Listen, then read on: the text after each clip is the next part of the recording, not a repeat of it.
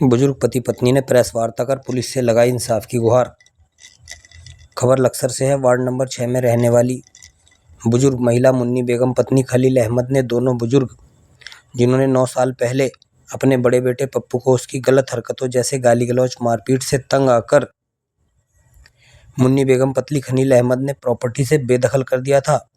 अब 9 साल बाद पप्पू की पुत्री परवीन, जो कि अपने आप को नोएडा का सबसे बड़ा सरकारी वकील बताती है, उसने अपने पिता पप्पू के साथ और भाई के साथ मिलकर दादा दादी के ऊपर लाठी डंडों से हमला किया और जान से मारने की कोशिश की और कहा कि हमारा कोई कुछ नहीं बिगाड़ सकता, पुलिस को पैसे देकर उल्टा आपको ही फंसवा दूंगी।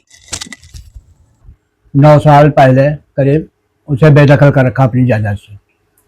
वो जो सट्टा खेलता था उस पर कर्जा काफ़ी हो गया था। वो रेलवे में कटने जा रहा था, तो मैंने अपना मकान धर के मैंने 1.5 लाख रुपया लोगों को दिया। उसके बाद उसकी घरवाली कहने लगी हमारे हाथों में रुपया क्यों नहीं दिया। उनने मारपीट चालू कर दी घर में, कोई पर छुरी चक्कू लेके वो कर दिया। तो कई दिन तक थाना पुलिस होता रहा। मैं बहुत परेशान हो गया, थाने सिपाही लोग सब परेशान हो गए। उनने कहा भाई इसको कोई सूरत से बेदखल कर दो लड़के को, उसके बाद में देखेंगे हम क्या होगा। तो लड़के ने खुद कहा कि मुझे बेदखल कर दीजिए, वैसे कोई जान बचा नहीं सकता है। मैंने बेदखल कर दिया। वो औरत फिर भी नहीं मानी, उल्टा सीधा चलती रही। बड़ी मुश्किल में हमने सब बच्चों को निकाला घर से, और हम भी निकले। 1 महीना तक हम किराए पे रहे, इनके डर के वजह से। ये लोग घर में रहे, मकान हमारा, फिर भी हम लोग किराए पे रहे, मियाँ बीवी दोनों। उससे छुटकारा फिर हमने सब बच्चों को निकाला और फिर इनको भी निकाला। फिर हम 3 महीने बाद जो हमारे बच्चे ठीक थे उनको हम वापस ले लिया, इनको हमने निकाल दिया। फिर उसके बाद में ये जो लड़की वकील बन गई, इनने फिर बदला लेने की कोशिश की। इनने ऐसे ऐसे उपाय हम लोगों को इतना 4 साल से परेशान कर रही है जो हम किसी को बता भी नहीं सकता। हो अपनी हरकत को, मियाँ बीवी को इतना नाश कर रखा कि जहाँ देखो गाली गुप्तारी बेइज्जती। मैं अपने लड़के के पैरों पे टोपी रखी। इनने हमें 10 लाख रुपए 10 साल की सजा इनने वो भेजी। क्या नोटिस इस लड़की ने कहने लगी मेरे बाप के पैरों पे पड़ोगे जब हम तुम्हें माफ करेंगे। हम इसके अपने लड़के के बड़े लड़के के पैरों पे पड़े। इनने लात ऐसे हमारी मेरे चौके में 15 दिन गायब रहा शर्म के वजह से। इसलिए हम जवाब क्या देंगे लोगों को। फिर कोई बात नहीं। फिर एक गुड्डू सुनार था पहले, उससे इन्होंने वो करवाया, उसने झगड़ा।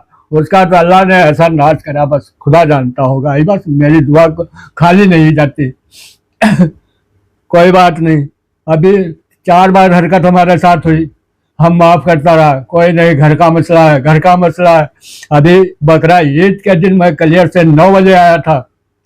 कलियर से 9 बजे आके मेरे पोते ने पानी भरा हुआ था, तो 2 बाल्टी उस दिन टंकी नहीं थी, ना उस दिन पानी था ना बिजली थी।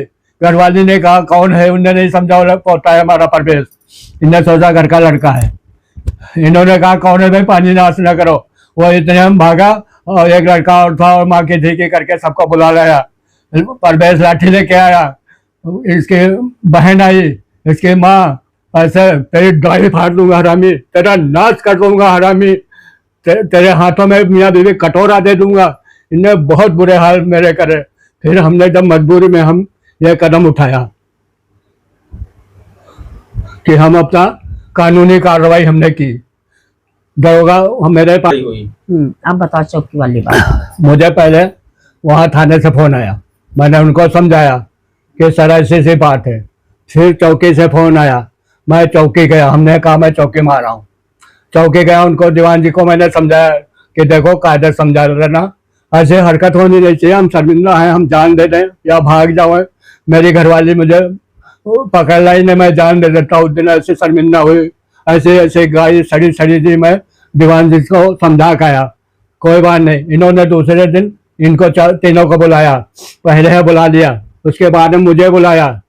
तो ये जाते ही गाड़ी हमारे लड़के और बहू इसको ऊपर चढ़ गई और मुझे गाड़ी, मेरा लड़का तेरी माँ छोड़ दूंगा, तेरे गोली मार दूंगा। ये चौकी में होता है क्या?